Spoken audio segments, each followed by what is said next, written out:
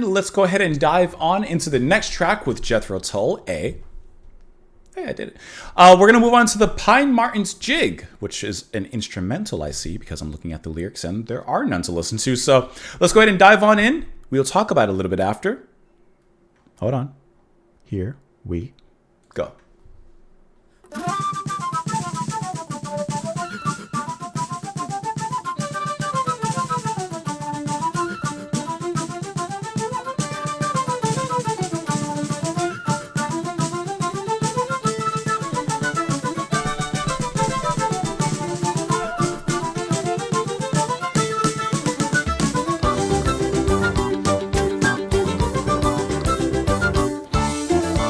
Catch that.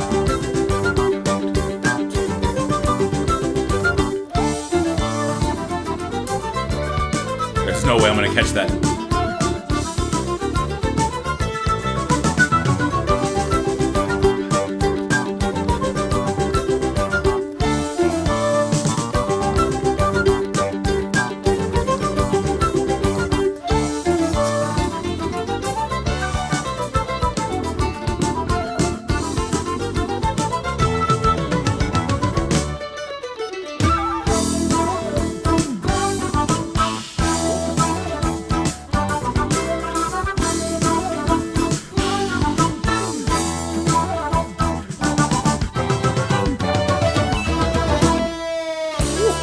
Track is a ripper for sure, though.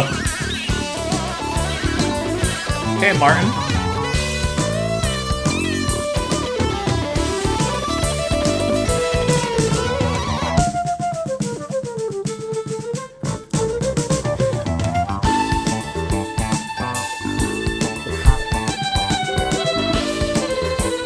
The bass violin combination is so good here.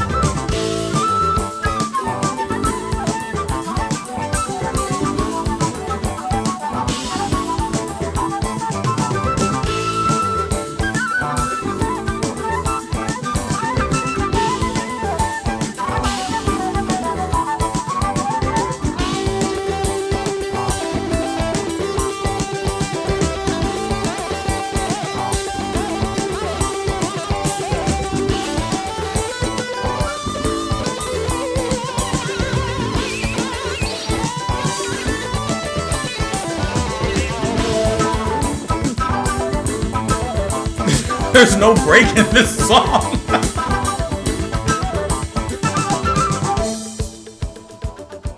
Okay, little break.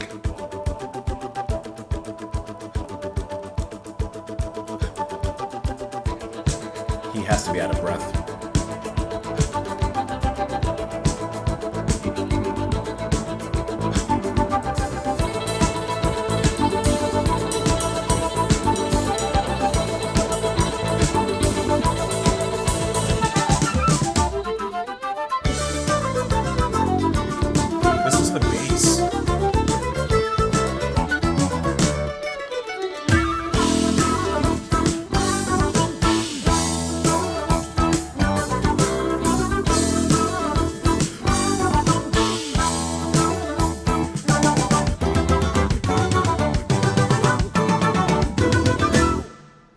Okay, the song is 3 minutes and 25 seconds long, and maybe it's me, but that seems incredibly difficult to play. That has so many different time signatures, all the different hits, the stops, the starts. I was trying my hardest to figure it out, and I don't think I got anything really except like near the ending when it was just kind of a straight pattern. And even then it was playing in, I don't know, 5/4 or 7/8. I wasn't counting, but it was playing in some offbeat there. That to me is like the band playing this jig. Something that's not necessarily heavy, but it definitely has a fun, bouncy rhythm, but putting all of their flair into it. Let's just go down by one. Anderson, I feel like he is totally out of breath. He needs some oxygen by the end of this because he is constantly blowing, constantly on the flute, and just ripping it. Just absolutely ripping it. Marten, the moment where he comes in with the electric guitar, really, like he comes in, like just such a ripping great moment there and carries through a little bit forward.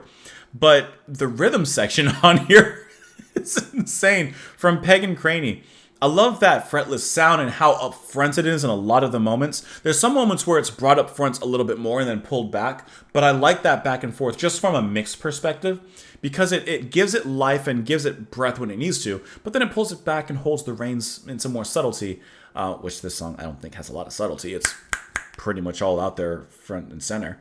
But I really like that. And then Craney on the drums, like, you could apply this to everybody, but just the way that he has to play the grooves to something that sounds to me so complicated. This whole track sounds really complicated to play. And for him to be like on top of every single moment, I think is just absolutely incredible. The violin from Jobson in this track is absolutely lovely. A lot of moments in this track, they're all playing in unison. And when they're playing in unison, that's when those more progressive moments are popping off and the starts and the stops and the hits. And like I said, like to me, that is just, it seems so hard to pull off. Yeah, once you feel it and once you actually memorize it from a musician's perspective, of course it's, it becomes like second nature. But off of a first listen, it just sounds like this task, It's probably like listening to the Dance of Eternity for the first time. Like, first time you're like, what the heck is all this? But by the, 20th time, you're like, okay, I got it. Okay.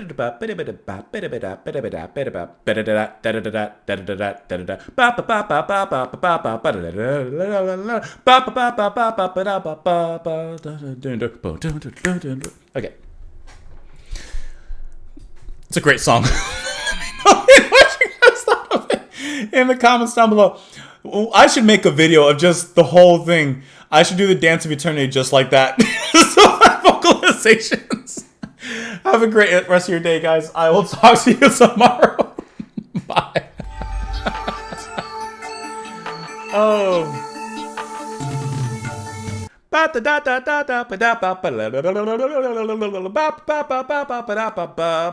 Ragtime now. Dun, dun, dun, dun, dun, dun, dun, dun, dun.